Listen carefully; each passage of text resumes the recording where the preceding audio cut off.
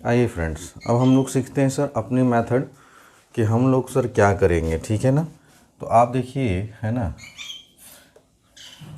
Sir, 0 degree था, है ना, 30 डिग्री था, 45 डिग्री था, 60 डिग्री था और 90 डिग्री था।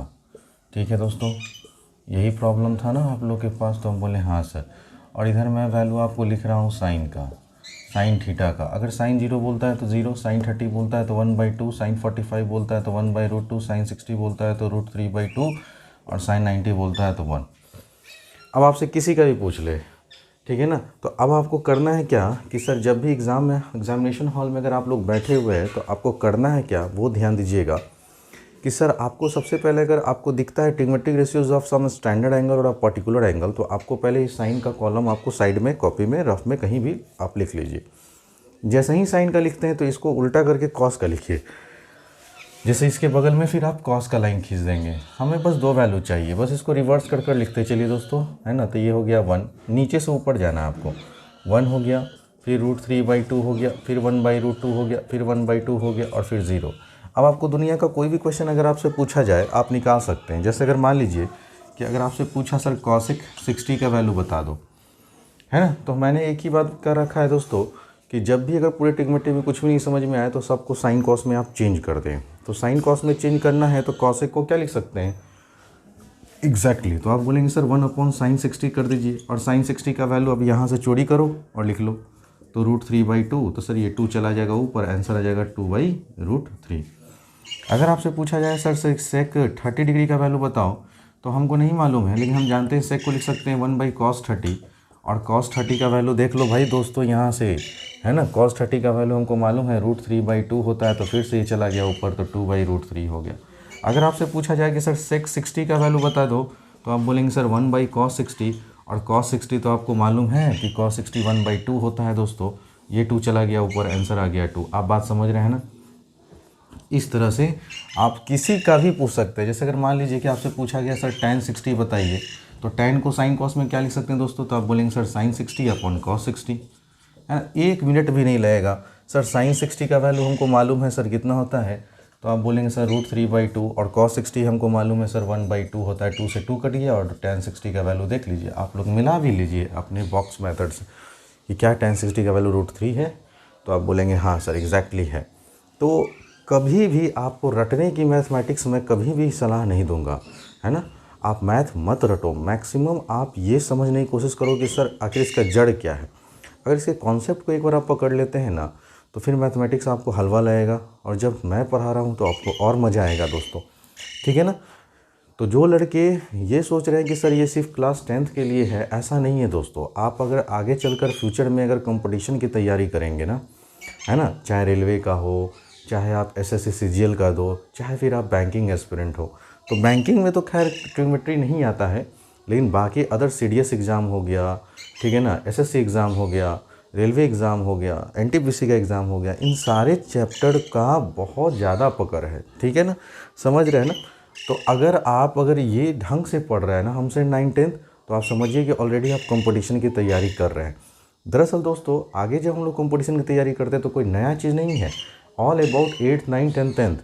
ठीक है ना। अगर ये 3 क्लासेज आपके थोड़ा सा स्ट्रॉन्ग है ना, और थोड़ा सा ट्रिग्मेट्री एडवांस होता है, 11th का भी आता है कुछ कुछ, तो खैर दिक्कत नहीं है। पहले आप यहाँ से आप ये चीज़ समझ गए ना कि सर अगर हमको साइन का वैल्यू याद है तो ऑटोमेटिकली 2 सेकंड के अंदर कॉस का रिवर्स कर कर लिख लो, और जिसका पूछे साइन कॉस में चेंज कर कर आप निकालते चलो। आप बात समझ रहे हैं ना दोस्तों। तो आइए अब इस पे बेस्ड कुछ क्वेश्चन लेते हैं और आपको समझाने की कोशिश करता हूँ कि सर कैसे सॉल्व किया जाता है ना। तो कोई रटने पड़ने की ज़रूरत नहीं है, बस आप साइन का एक कॉलम याद रखो। अगर आपको साइन का कॉलम याद है तो ऑटोमेटिकली आपको कॉस का कॉलम याद है, और फिर जब कुछ भी नहीं समझ में आए तो सबको सर साइन कॉस में चेंज करो। जो भी आंसर आएगा 2 मिनट के बाद आएगा, लेकिन बहुत बेस्ट आंसर आएगा, जहाँ पे एरर होने की चांसेस ना के बराबर है दोस्तों। अब देखिए सबसे पहला क्वेश्चन मैं लेता हूँ इवेलुएट। इवेलुएट मतलब होता है दोस्तों वैल्यू फाइंड करें। तो sine 60 into cos 30 minus cos 60 into है दोस्तों साइन 30।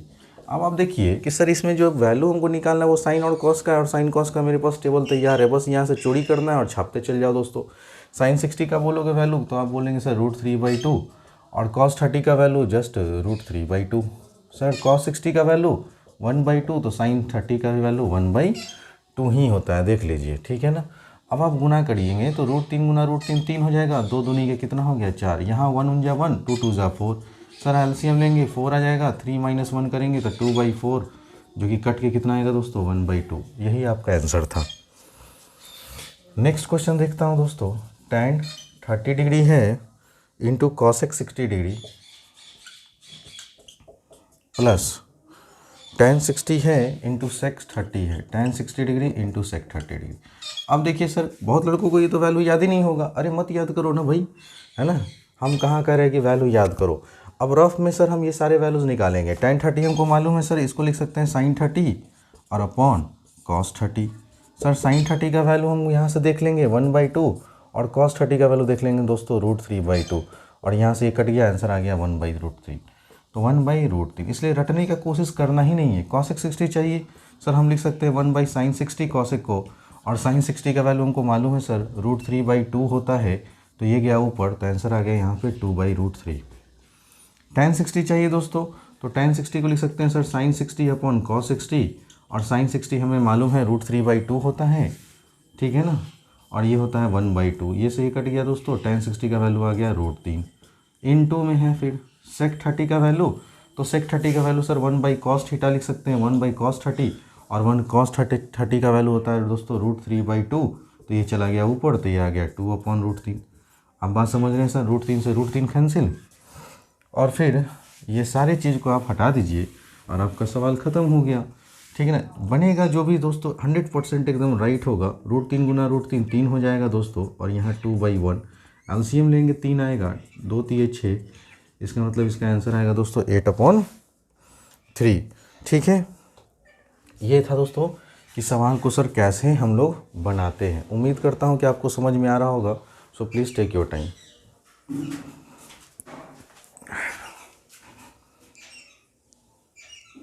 आइए स्टूडेंट, अब हम लोग देखते हैं दोस्तों, अब स्क्वायर का सवाल चल रहा है। सब जगह आपको स्क्वायर दिख रहा होगा, टिक रस्मी, यहाँ भी स्क्वायर में, यहाँ भी स्क्वायर, यहाँ भी स्क्वायर, यहाँ भी स्क्वायर।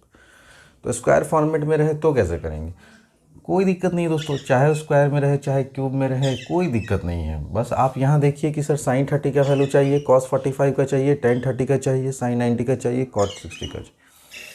और आपको मालूम है सर sin 30 का वैल्यू होता है 1/2, और चूंकि इसका स्क्वायर है इसलिए स्क्वायर करते चले। cos 45 आपको मालूम है कि 1/√2, और इसका स्क्वायर है तो स्क्वायर कर दीजिए प्लस tan 30 का वैल्यू हमें मालूम है दोस्तों, अभी निकाला था कि 1/√3 होता है, तो 1/√3 का स्क्वायर कर दीजिए, और फिर से 1/2 sin 90 मालूम है 1 होता है दोस्तों, और 1 का स्क्वायर करेंगे तो 1 ही आएगा।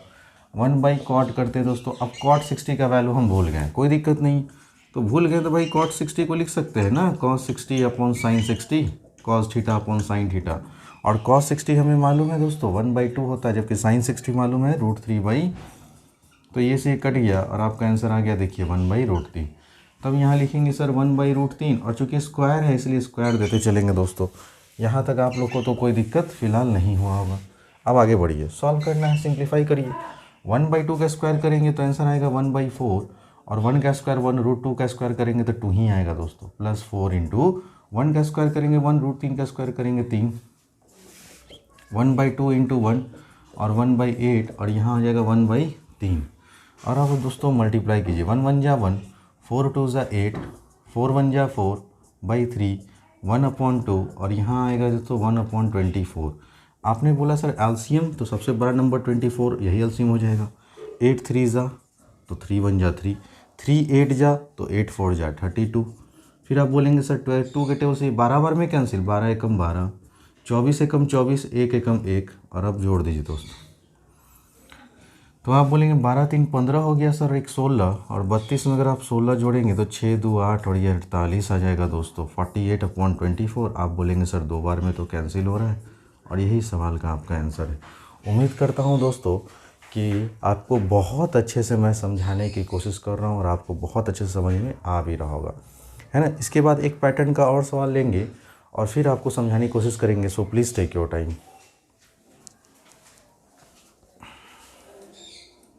आइए दोस्तों एक और बेहतरीन सवाल के साथ, ठीक है सर। यहाँ पे इवेलुएट करना है दोस्तों। अब आप क्या देख रहे हैं सर, ऊपर वाले सारे टर्म तो स्क्वायर में है, नीचे में जो है स्क्वायर में भी है और बिना स्क्वायर वाले टर्म है, तो कोई दिक्कत नहीं है। अगर स्क्वायर जिसका है तो उसका स्क्वायर करेंगे वैल्यू पुट करने के बाद, और अगर किसी का क्यूब है तो भाई क्यूब करेंगे, अगर कुछ भी नहीं है तो सही छोड़ देंगे। आप बात समझ रहे हैं ना। आइए सर, जैसे अभी हमने देखा कि सर tan 60 का वैल्यू जो होता है अभी हमने निकाला था कि √3 होता है, तो आपने √3 का स्क्वायर करना है। sin 45 अब आपको याद हो गया होगा कि सर 1/√2 का स्क्वायर होता है, ठीक है ना। और sec 30, अब देखिए sec 30 हम भूल गए, कोई दिक्कत नहीं है सर, sec थीटा हमको निकालना है। हमने sec 30 का वैल्यू तो आप लिख सकते हैं 1/cos 30, और cos 30 का वैल्यू देखो यहाँ पे क्या है, तो आप बोलेंगे सर √3/2 है, तो ये 2 ऊपर चला जाएगा तो आंसर आ जाएगा 2/√3। तो आपको यहाँ लिखना है 3 × 2/√3, और इसका क्या है दोस्तों होल स्क्वायर, प्लस 5 है।